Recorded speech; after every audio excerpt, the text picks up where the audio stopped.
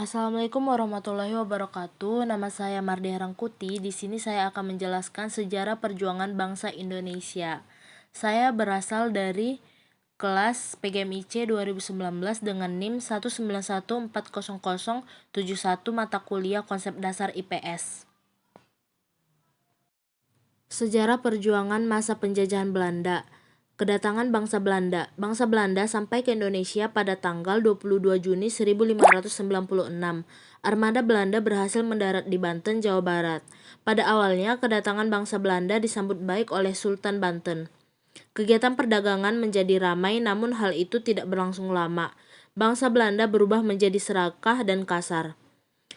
Yang kedua yaitu penindasan lewat VOC. 2 tahun setelah kedatangan Belanda, pertama kalinya bangsa Belanda datang lagi ke Indonesia. Kali ini mereka bersikap baik dan ramah. Belanda dapat diterima kembali di Indonesia. Banyak pedagang Belanda datang ke Indonesia. Hal ini mengakibatkan terjadinya persaingan dagang dan pertikaian di antara mereka. Akibatnya harga rempah-rempah tidak terkendali. VOC dibubarkan dengan sebab pejabat VOC melakukan korupsi dan hidup mewah. VOC menanggung biaya perang yang sangat besar, kalah bersaing dengan pedagang Inggris dan Perancis. Para pegawai VOC melakukan perdagangan gelap. Terus penindasan lewat kerja paksa, penarikan pajak, dan tanam paksa. Pada tahun 1806, Napoleon Bonaparte berhasil menaklukkan Belanda. Napoleon mengubah bentuk negara Belanda dari kerajaan menjadi republik. Ia mengangkat William Danlas menjadi jenderal di Batavia. Untuk menahan serangan Inggris, Danlas melakukan 3 hal, yaitu menambah jumlah prajurit-prajurit, membangun pabrik senjata, kapal-kapal baru, dan pos-pos pertahanan, membangun jalan raya yang menghubungkan pos satu dengan lainnya. Kemudian perlawanan menentang penjajahan Belanda. Yang pertama, perlawanan terhadap VOC. Pada VOC berkuasa di Indonesia terjadi beberapa kali perlawanan. Pada tahun 1628 dan 1629, Mataram melancarkan serangan besar-besaran terhadap VOC di Batavia. Sultan Agung mengirimkan ribuan prajurit untuk menggempur Batavia dari darat dan laut. Selanjutnya yaitu perlawanan Patimura, Perang Padri, Perang Diponegoro, Perang Banjarmasin. Kemudian sejarah perjuangan masa kebangkitan nasional. Kebangkitan nasional adalah masa di mana bangkitnya rasa dan semangat persatuan, kesatuan, dan nasionalisme, serta kesadaran untuk memperjuangkan kemerdekaan Republik Indonesia yang sebelumnya tidak pernah muncul selama penjajahan Belanda dan Jepang. Adapun faktornya yaitu semakin banyaknya atau semakin tingginya kesadaran ingin bersatu, semakin meningkatnya semangat bangsa Indonesia ingin merdeka, semakin banyaknya orang pintar dan terpelajar di Indonesia. Ciri-cirinya yaitu perjuangan dilakukan dengan menggunakan organisasi, para pemimpin berasal dari kaum intelektual, rasa persatuan dan kebangsaan sudah mulai tumbuh, perjuangan tidak bersenjata sifat kedaerahan lagi. Adapun organisasi pada tahun 1908 yaitu Budi Utomo, Sarekat Islam, Indeske Partis, Gerakan Pemuda, Partai Nasional Indonesia, Praksi Nasional. Organisasi-organisasi ini bergerak di bidangnya, ada yang ekonomi, politik, dan beserta kebudayaan. Sejarah perjuangan masa penjajahan Jepang. Masa pendudukan Jepang di Indonesia dimulai pada tahun 1942 dan berakhir pada tanggal 17 Agustus 1945. Kekuatan pertama yaitu 6 kapal induk, 2 kapal perang, 11 kapal perusak, serta lebih dari 1.400 pesawat tempur.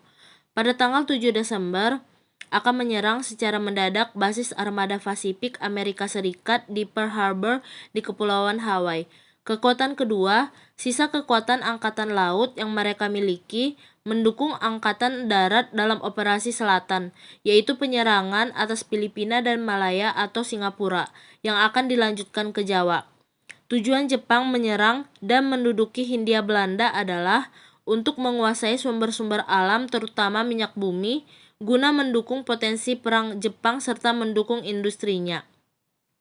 Sejarah perumusan Pancasila dimulai dari BPUPKI, PPKI, lalu pembukaan Undang-Undang 1945. BPUPKI atau Badan Penyelidik Usaha Persiapan Kemerdekaan Indonesia. Tugas BPUPKI tersebut adalah untuk membuat rancangan dasar negara, membuat rancangan undang-undang dasar. BPUPKI melakukan 2 kali sidang, yaitu sidang pertama pada tanggal 29 Mei membahas dasar negara Indonesia. Yang kedua yaitu tanggal 10 sampai 10 Juli membahas rancangan Undang-Undang Dasar Negara Indonesia. Ketiga, rumusan dari Muhammad Yamin, Supomo, Soekarno tidak ada yang ditetapkan sebagai dasar negara. Maka dibentuklah Panitia Kecil 9. Panitia Kecil berhasil menyusun Piagam Jakarta. PPKI. Pada tanggal 7 Agustus 1945, BPUPKI dibubarkan. Sebagai gantinya, pemerintah pendudukan Jepang membentuk PPKI atau Dokuritsu Jumbi Inkai. Keputusan yang berhasil dicapai pada sidang ini adalah mengesahkan Undang-Undang Dasar Negara yang dibahas pada sidang BPUPKI menjadi Undang-Undang Dasar Negara Republik Indonesia. Kemudian memilih dan mengangkat presiden dan wakil presiden sebagai pelaksana pemerintah yang sah dari negara Republik Indonesia yang baru berdiri. Selanjutnya membentuk Komite Nasional Indonesia sebagai lembaga yang membantu presiden dalam melaksanakan tugas-tugasnya sebelum terbentuknya DPR melalui pemilu. Perumusan pembukaan Undang-Undang 1945. Sidang BPUPKI kedua dilaksanakan pada tanggal 10 Juli 16 Juli 1945 yang berhasil merumuskan rancangan batang atau pasal-pasal UUD 1945.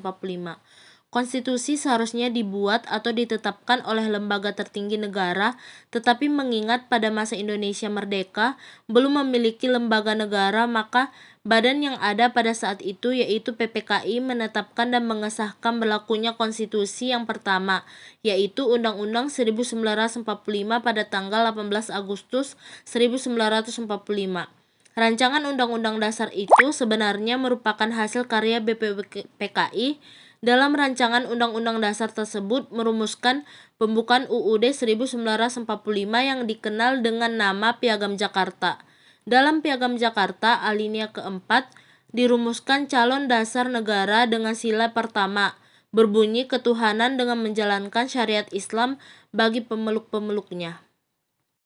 Terima kasih atas perhatiannya. Kurang dan janggalnya saya mohon maaf. Kenapa saya memilih dengan tema ini? Karena menurut saya kita tidak boleh lupa untuk perjuangan kemerdekaan Indonesia pada zaman leluhur kita dulu. Assalamualaikum warahmatullahi wabarakatuh.